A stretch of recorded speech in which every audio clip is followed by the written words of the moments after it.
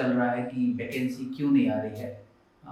देखिए, MP civil जज की जब वैकेंसी की हम लोग बात करते हैं तो कुछ रूल्स बदले हैं और सिविल जज बनने के लिए क्वालिफिकेशन भी चेंज हो चुकी है जो हाई कोर्ट द्वारा की गई है। अब हम लोगों के मन में ये क्वेश्चन उठना स्वाभाविक है कि भाई सब कुछ आपने कर दिया है, फिर अब वैकेंसी क्यों नहीं आ रही है। तो वैकेंसी ना आने के कुछ प्रमुख कारण हैं कि एक तो आपका जो क्वालिफिकेशन इन्होंने सेट किया है विधि मंत्रालय द्वारा नोटिफिकेशन के माध्यम से, उसमें 3 साल की प्रैक्टिस की बात लिख दी गई है। तो 3 साल की प्रैक्टिस कब से मानी जाएगी?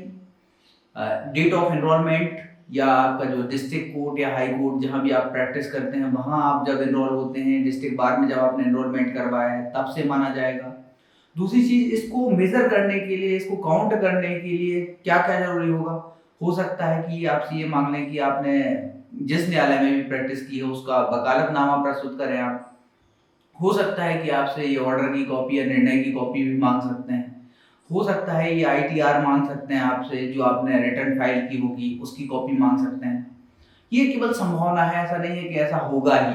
हो सकता है कि केवल ये आपसे एनरोलमेंट ही मांगे बार काउंसिल ऑफ इंडिया में, और हो सकता है कि डिस्ट्रिक्ट बार का एनरोलमेंट मांगे। दूसरी चीज 70% वाली बात भी आप लोगों को पता होगी कि 70% का भी एक क्राइटेरिया है कि यदि आपने 3 साल की प्रैक्टिस नहीं की है तो 70% यदि आपके एलएलबी में है तब भी आप मध्य प्रदेश सिविल जज का एग्जाम दे सकते हैं।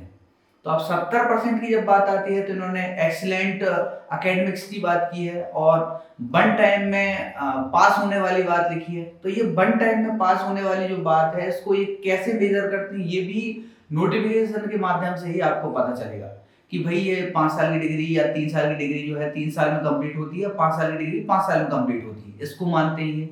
या पर सब्जेक्ट आपको अपने विद इन टाइम पास होना जरूरी है, मतलब एटीकेटी या किसी भी सब्जेक्ट में आपको बैक ना आया हो, ये भी ये रिक्वायरमेंट रख सकते हैं। तो ये देखना होगा। इसके बाद इन्होंने एक और नई चीज तय कर दी है कि 50% जो है आपको ईच सब्जेक्ट लाना होगा। मतलब मध्य प्रदेश सिविल जज मेंस में जो है 4 पेपर होते हैं, उन 4 में से प्रत्येक पेपर में आपको जो है 50% अंक लाना जरूरी है। और इसके साथ ही साथ ओवरऑल जो आपका मेंस है 400 नंबर का होता है, उसमें से 200 नंबर लेके आने हैं। जब SC ST की बात करते हैं तो ये 45 हो जाता है क्राइटेरिया पर सब्जेक्ट, और जब परसेंटेज की बात करते हैं तो 45% 400 में से आपको जो है 180 नंबर लाने होते हैं।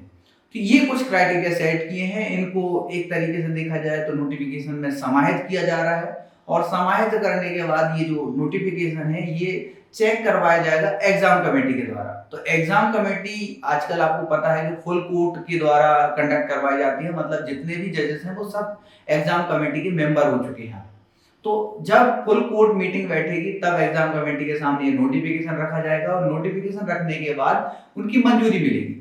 मंजूरी मिलने के बाद ही आपका जो है वैकेंसी आ पाएगी। तो वैकेंसी देखिए अभी लेट हो रही है, पर इसका ये मतलब बिल्कुल भी नहीं है कि अभी और लेट हो सकती है। हो सकता है कि विद इन वीक या 15 डेज में आपकी वैकेंसी आपके सामने आ जाए। वैकेंसी तो देखिए आना ही है, आप लोगों को अपनी अभी से तैयारी स्टार्ट कर देनी है और अपनी चीजों को भाई अभी से आप जो है तैयारी पर ध्यान दें। जुड़े रहिए विधान लॉ क्लासेस के साथ ऐसी और अपडेट प्राप्त करने के लिए। आपने अभी तक यदि चैनल को सब्सक्राइब नहीं किया है तो चैनल को सब्सक्राइब कर लीजिए और वीडियो को लाइक कर लीजिए। Thank you.